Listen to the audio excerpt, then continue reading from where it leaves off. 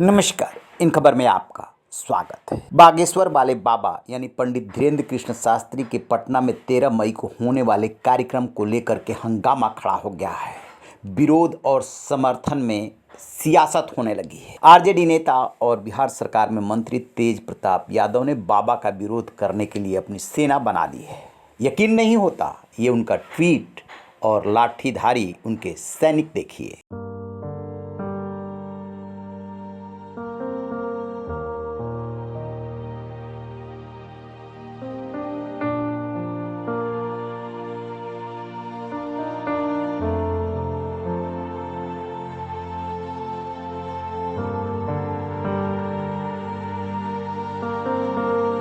तेज प्रताप यादव का कहना है कि बिहार जो है हिंदू, मुस्लिम, सिख, ईसाई, पारसी सब के रहने की जगह है, प्रेम और भाईचारे की जगह है। यहाँ पर आपस में नफरत फैलाने की इजाज़त नहीं दी जाएगी।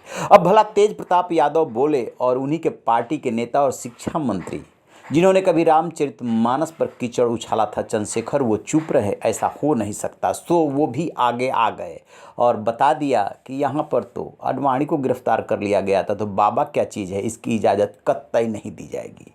लेकिन ऐसा नहीं है कि सिर्फ विरोध हो रहा है, समर्थन भी खूब हो रहा है। अश्विनी चौबे हैं, बीजेपी के नेता हैं, केंद्र सरकार में मंत्री हैं। वो कह रहे हैं कि जो बाबा का विरोध करेगा उसके 32 दांत झड़ जाएंगे। तो क्या चौबे जी श्राप दे रहे हैं? लेकिन चौबे जी से ज़्यादा मुकेश सहनी के बातों पर आप गौर कीजिए। मुकेश सहनी इस समय किसी भी गठबंधन के साथ, बीजेपी के साथ रह चुके हैं, अलग हो चुके हैं, लेकिन उन्हें बाबा से चमत्कार की उम्मीद है। वो आशीर्वाद ग्रहण करने को आतुर हैं।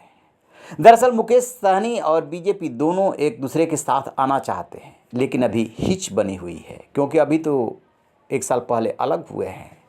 आकर के उत्तर प्रदेश में चुनाव लड़ गए थे, बीजेपी से बीच पड़ गया। बीजेपी की मजबूरी ये है कि अब नीतीश कुमार उनके साथ नहीं है, लिहाजा छोटे छोटे दलों को जोड़ करके चलना है। उसी क्रम में उपेंद्र कुशवाहा को जोड़ा जा रहा है। उसी क्रम में जो लोक जनशक्ति पार्टी है उसके दोनों धड़ों यानी चिराग पासवान और पशुपत पारस को जोड़ा जा रहा है, और मुकेश सहनी पर भी नजर है। मुकेश सहनी को लगता है कि बाबा उन्हें बीजेपी से कनेक्ट करा दे। सबसे बड़ा सवाल कि 13 मई को जब बाबा वहाँ पर पहुँचते हैं तो क्या उनका दिव्य दरबार सजता है? क्या वो चमत्कार करेंगे? उसके पहले ही बाबा के खिलाफ मुजफ्फरपुर में मुकदमा दर्ज हो गया है। मुजफ्फरपुर के वकील सूरज कुमार ने सोमवार को एक केस दर्ज कराया। उन्होंने कहा कि धीरेन्द्र शास्त्री खुद को भगवान कहते हैं, अपने को हनुमान का अवतार बताते हैं। ये सनातन धर्म के अनुयायियों की भावना का अपमान है। इसके ठीक उलट पटना जिले के नौबतपुर में बाबा के दरबार की तैयारियां अंतिम चरण में पहुंच गई है। दरअसल राजस्थान में बाबा ने अपने कार्यक्रम में खुद को हनुमान का अवतार बताया था, उसी को लेकर के ये मुकदमा दर्ज कराया गया है। आपको बता दें कि विवाद और बाबा एक दूसरे के पर्याय बन गए हैं। सबसे पहले उनका विरोध हुआ था नागपुर में, जहां पर कहते हैं कि उन्हें भागना पड़ा था। श्रद्धा उन्मूलन समिति ने उनके खिलाफ पुलिस में शिकायत कर दी थी, लेकिन छत्तीसगढ़ की राजधानी रायपुर में उस चुनौती को स्वीकार करके उन्होंने खुले में दरबार लगाया था, मीडिया के सामने, कैमरों के सामने, और कहा था कि जिसको देखना है वो देख ले। उसके बाद वो राजस्थान के उदयपुर में गए, वहाँ उन्होंने कुछ ऐसा बयान दिया कि उनके खिलाफ मुकदमा हो गया। और अब जब उन्होंने पटना में आने की बात कही है तो उससे पहले ही हंगामा होने लगा है।